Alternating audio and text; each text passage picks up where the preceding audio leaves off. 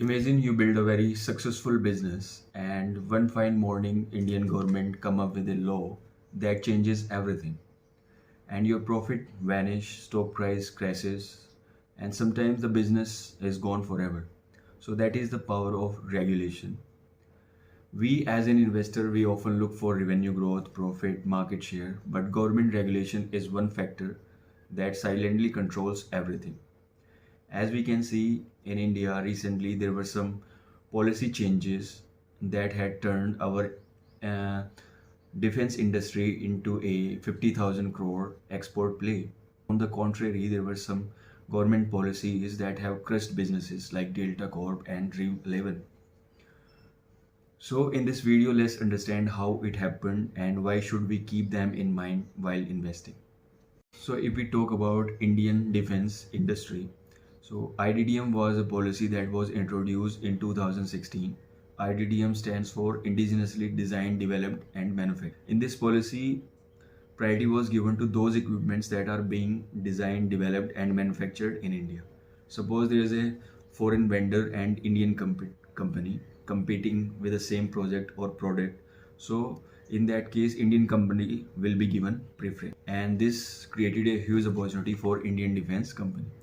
इसके अलावा जैसे हमारे जो ओल्ड डिफेंस प्रोक्योरमेंट रूल्स थे, जैसे कि if there is a big tender then it was mandatory to have at least 2 qualified vendor for that, और अगर सिर्फ एक वेंडर जो है वो टेंडर के लिए क्वालिफाइड हुआ है तो क्या होता था कि the tender would usually scrapped or delayed because Indian government wanted competitive prices and also wanted to avoid monopoly in the sector, and that caused huge delays in the procurement, especially in high tech items where very few players were exist. But 2016 के बाद IDDM policy आने के बाद से even a single vendor is allowed to win a contract and no need to cancel the process if only one company qualify. इससे क्या हुआ कि जो हमारे प्रोक्योरमेंट थे वो फास्ट हुए and now you can see the result that in FY 24-25 and we have touched 50,000 crore of export in defence industry.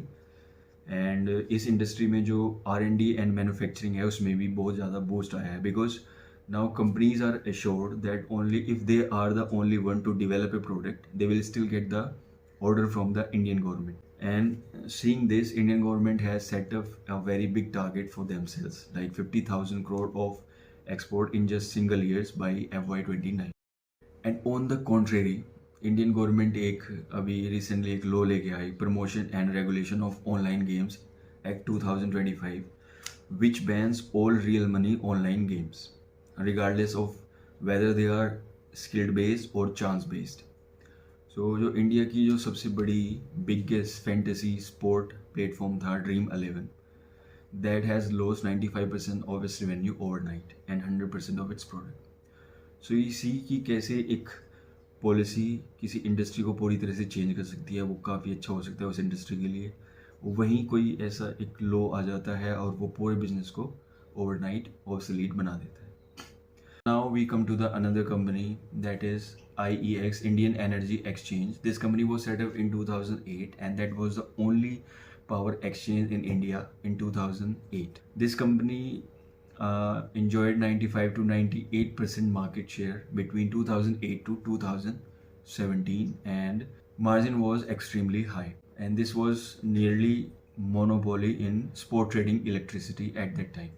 But in 2017, CESC, Central Electricity Regulatory Commission, wanted to introduce competition in the industry और उन्होंने दो नए जो power exchange platform थे जैसे PXIL and HPX उनको allow किया, जिसकी वजह से जो मार्केट शेयर है IEX का that started slipping. But at that time also IEX was the dominant player in the industry. उसके बाद अप्रैल 2022 में CESC ने again they imposed price cap of 12 rupees per unit across all exchanges. And now if we talk about fast forward today in 2025, Indian government again introduced market coupling, जिसमें Indian government एक entity को appoint करेगी and वो entity जो है uniform price को discover करेगी across all exchanges.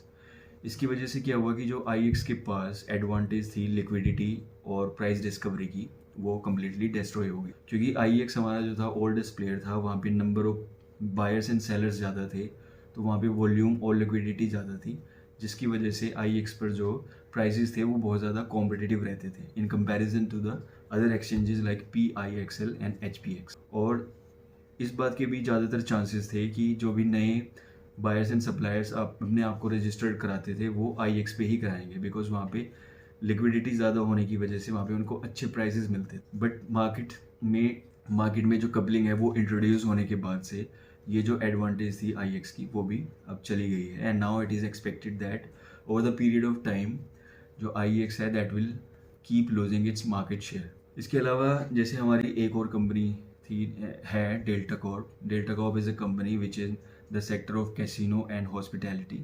This company operates in offshore casinos in OVA.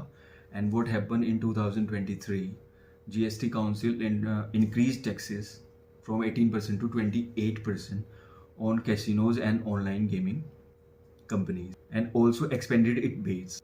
It includes जो full value bet थी उसको इन्होंने include किया instead of just platform fee। यानी पहले क्या होता था कि जैसे कोई प्लेयर है और उसने 1,000 रुपये डिपॉजिट करे और 1,000 रुपये में से जो 100 रुपये है वो कंपनी की प्लेटफॉर्म फीस है, तो जो 18% GST था वो 100 रुपये पे लगता, दैट बिकम्स 18 रुपीज़। उसके बाद से क्या हुआ, 2023 के बाद से जब GST काउंसिल ने क्या किया कि अब जो हमारा GST है वो पूरी की पूरी जो वैल्यू की बेट है, फुल वैल्यू बेट पे, यानी जो 1,000 रुपये डिपॉजिट करता है कोई प्लेयर, उस पूरे के पूरे पे 28% का GST लगता है। अब सपोज़ कीजिए कि जो पहले 18 रुपये का GST देना पड़ता था, that becomes now 280।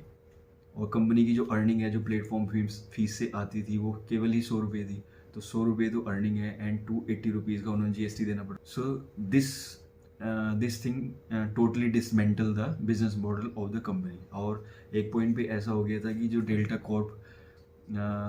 Delta Corp had lost its 70% of its market value businesses. Now we come to the conclusion of the video. जैसे कि हमने देखा कि रेगुलेटरी चेंजेस हमारे लिए बहुत ही ज़्यादा इम्पोर्टेंट हो जाते हैं जब भी हम किसी हाईली रेगुलेटेड इंडस्ट्री में इन्वेस्ट करते हैं। इसके अलावा diversification is must across asset classes, across sectors and across countries, because it doesn't matter how good a business is, if there is some regulatory change then the business can become obsolete overnight। जितने भी companies के जो नाम है वो use किए गए हैं वो सिर्फ एक एग्जाम्पल के लिए हैं, ये कोई बाई और सेल रिकमेंडेशन नहीं है। And I am not a SEBI registered. If you take any financial decision please consult your financial adviser.